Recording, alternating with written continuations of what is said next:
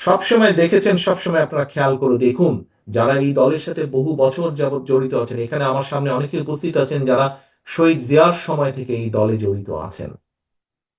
আমরা সেই 81 সাল থেকে দেখেছি, 81 সালের আগে থেকে দেখেছি কিভাবে জাতীয়তাবাদী দলের বিরুদ্ধে বিভিন্ন সময় ষড়যন্ত্র হয়েছে, দেশের ভিতরে এবং দেশের বাইরে আন্তর্জাতিকভাবে। কাজে ষড়যন্ত্র কিন্তু থেমে থাকে নাই। এবং এই দলের বিরুদ্ধে ষড়যন্ত্র যখন হবে, ধরে নিতে হবে আপনাকে সেই ষড়যন্ত্র শুধু এই দলের বিরুদ্ধে না, সেই ষড়যন্ত্রের অংশের মধ্যে আছে আরেকটি ষড়যন্ত্র, যেটি হচ্ছে এই বাংলাদেশের বিরুদ্ধে, বাংলাদেশের স্বাধীনতার বিরুদ্ধে, সার্বভৌমত্বের বিরুদ্ধেও ষড়যন্ত্র অব্যাহত রয়েছে, থেমে যায়নি। স্বৈরাচার পালিয়ে গেছে, স্বৈরাচারের মাথা পালিয়ে গিয়েছে, কিছু কিছু ছোট ছোট মাথাও পালিয়ে গিয়েছে, কিন্তু লেজ শরীরের অনেকাংশ অবশিষ্ট রয়ে গিয়েছে।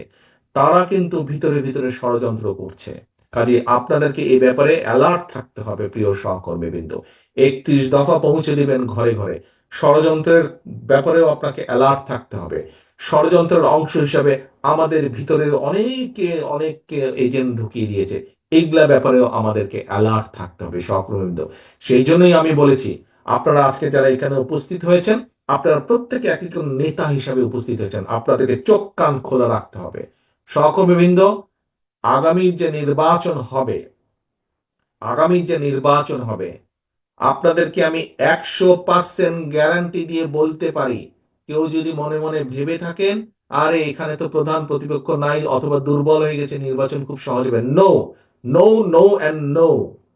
এই নির্বাচন অতীতের যে কোনো নির্বাচনের থেকে অনেক অনেক অনেক কঠিন হবে।